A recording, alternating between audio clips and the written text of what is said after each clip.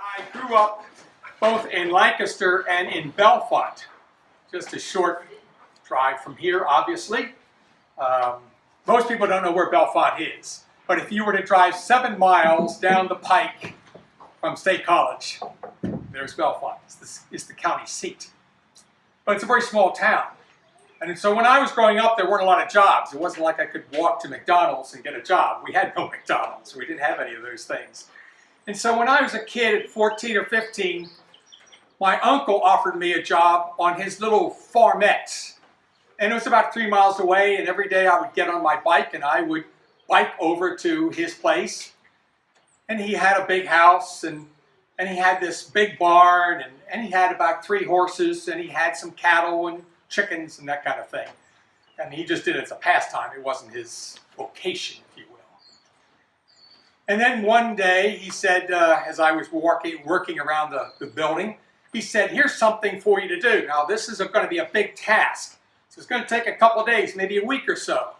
And so here's what I want you to do."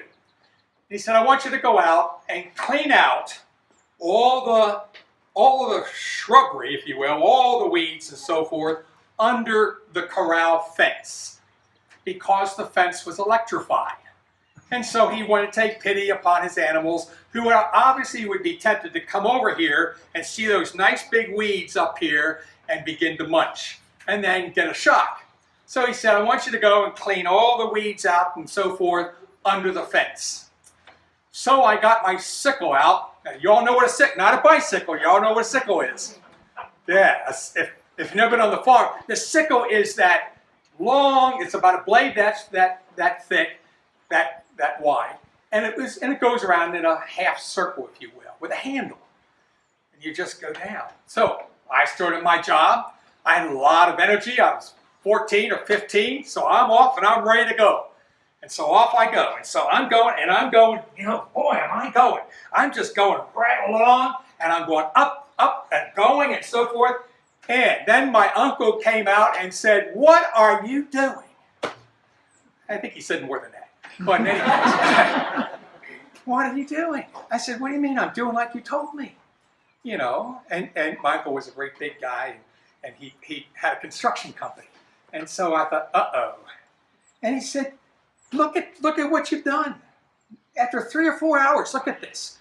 You've not accomplished anything. And sure enough, I hadn't taken down half the weeds. Half of what I had struck didn't come down. Mainly because I wasn't striking it correctly. I wasn't doing it well. And so he said, "Here's your problem. The problem is when you go down, when you're going down, you come this way. And you keep looking back. You keep looking back. You're not watching where you're going. And so as a consequence, you're almost stepping over half of the weeds. Here's what you do. You come back tomorrow, and now when you go down, you look up and forward, so that you don't take that wide swipe this way, but you take a shorter swipe by looking this way. And look at what I'm doing. Much closer. I'm still protecting myself, but much closer." So I thought, well, I better try his advice. And so I did. And lo and behold, he was right. I had no jagged edges. It was even, and it was all done. Don't look back. Don't look back. That's what we hear from Jesus. The one who puts his hand to the plow and looks back is not even fit for the reign of God. Not even fit, the gospel tells us. And that's what Jesus says. And yet, what do? We keep looking back. The vestries we were studying this past week said, boy, oh boy, we are good at buts. And if you notice, it's exactly what the gospel keeps saying. He comes along and somebody says, "Oh, I'll follow you, Jesus." But, and look at what he says. "Oh, I've got to go and take care of, let's see. Oh, foxes have holes and birds of the air have nests, but the Son of Man has nowhere to lay his head." What would it feel like if we were actually homeless? What would that feel like? We have people every day that know what that's like. Most of us do not, because we protect our homes. We put security systems in.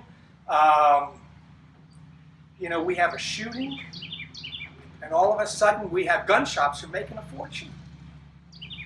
One shop here in Pennsylvania sold over 100 assault weapons in 1 hour. Figure that out. It's amazing, because we need to defend ourselves. We need to defend what we have. Jesus says, really? What would it feel like if you were to give up everything? None of us are perfect, so we're never going to reach that state. The next one comes along and says, well, I've got to go and bury my father. It doesn't say today. In the Jewish tradition, you have to bury quite quickly. So it's indicated that maybe the father hasn't even died yet. Well, if you're going to take time to think about this, maybe you need to just go home. And then finally the last person comes along and says, well, I do have to go home so I can say farewell to everybody. We can have a big party and have a good time for a couple days, and I'll catch up with you on the road. How hard it is to avoid looking back, to avoid looking to make sure that we have ours, whether it's our stuff, or it's our power, or our prestige, or status. We keep looking back. Let me give you a simple example. You might do it. I've done it once or twice, or more. And you go to Giant. You go to Giant, and you get all your stuff, and you're in line at the checkout counter. Now, the person ahead of you, he's got his stuff, and it's going through the counter, right? And now I'm standing over here, and I put my stuff at the very end of the conveyor belt. And I've got about 2.5 feet between his stuff and my stuff. And what does the person do? I look back, I grab that little bar, and put it at my food. Heaven forbid that the food should touch. Now it's 2.5 feet away, but boy, we protect, don't we? We really watch all that. Small example. Next time you go to the store, watch what happens. Pay attention to that. Jesus says, don't look back.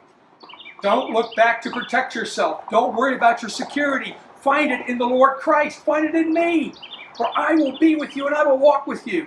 And yes, it will be an uneven walk, to say the least. But no matter what happens, I remain with you.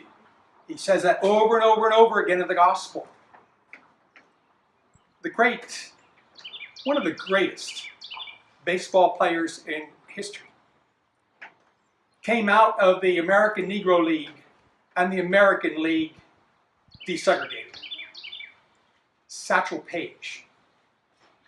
Satchel Paige is one of the greatest pitchers ever lived in America. He was also known for his witty sayings.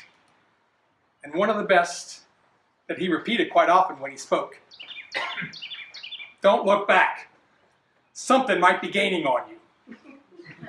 That something is oftentimes our very selves, our own stuff that we hold onto so tremendously and so strenuously. So my friends, my advice to you is don't look back. Keep looking forward, and the line will be straight, and your faithfulness will be rewarded.